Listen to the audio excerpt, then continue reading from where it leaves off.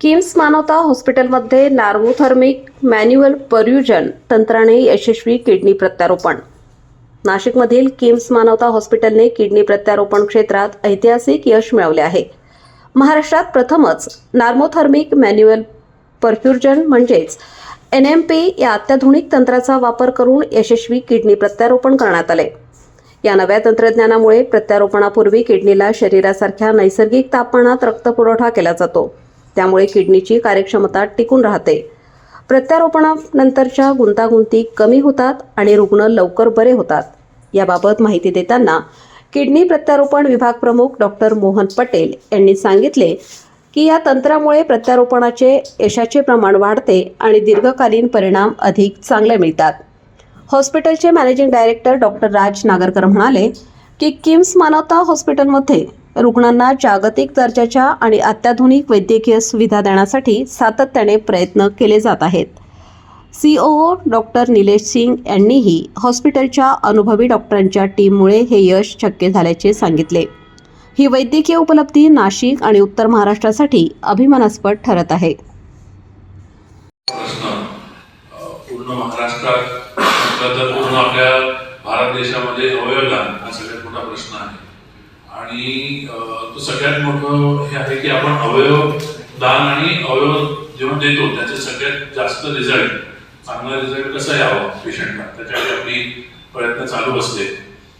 तर किम्स मानवतामध्ये आपण असे काही टेक्निक्स किंवा असे काही नवीन गोष्टी हे केले ज्याने माझं आपण जो अवयव देतो तो वाया न जाता त्याचा सगळ्यात चांगला कसा रिझल्ट येईल किडनी डोनेशन मध्ये तो आपण एक नवीन टेक्निक वापरली गेल्या महिन्यामध्ये आणि त्याच्यामुळे जो पेशंटचा किडनीचा रिझल्ट आला त्याच्यामुळे तर तो पेशंट आज त्याचं किडनी ऑलमोस्ट नॉर्मल आहे.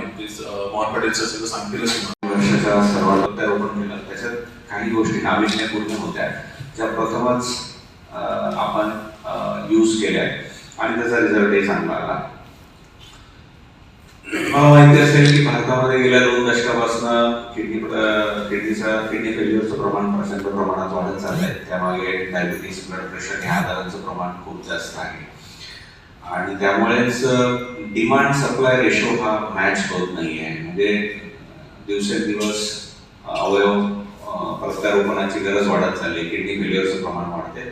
त्या मानाने किडनी डोनेशनचं प्रमाण तेवढं नाहीये. त्यामुळे डिमांड सप्लाय रेशो मॅच होत नाहीये. त्यामुळे वेटिंग लिस्ट वाढत चाललेली आणि रुग्णांना डायलिसिसवर अवलंबून राहायला लागतं.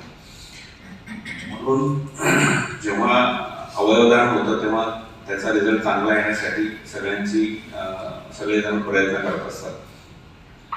त्यामागे बरेच गोष्टी असतात. जेव्हा लाईव्ह किडनी ट्रान्सप्लांट होतं घरातनं एखादा व्यक्ती देतो तेव्हा आपण इमिडिएटली सगळं करत असतो. त्यामुळे रिझल्ट चांगले एक्सपेक्टेड असतात. पण अवयवदान होण्यासाठी महाराष्ट्रामध्ये रिजनल ट्रान्सप्लांट कोऑर्डिनेशन कमिटी असते. इन्फेक्शन होण्याची आणि रिजेक्शन होण्याची शक्यता वाढते. चांगली असेल तर डायलिसिसची गरज असते. जेव्हा दोन्ही किडनी खराब होतात किंवा ज्यांना एकच किडनीची गरज असते, एक किडनी चांगली असताना डायलिसिस करायला मस्त वाटतं. म्हणजे मी 3 वर्षापासून डायलिसिस करत होतो, कमजोर होत गेलो होतो. तर सोमवारी माझी अचानक तब्येत बिघडली, 450 BP झाली. इथली नस तुटू करत होती. मग मंगळवारी डायलिसिस क्लिअर झालो.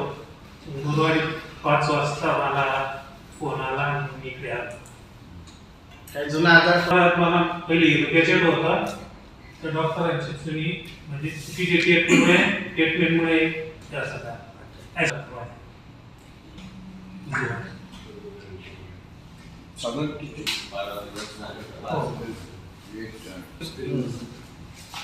काळजी घ्या. हो.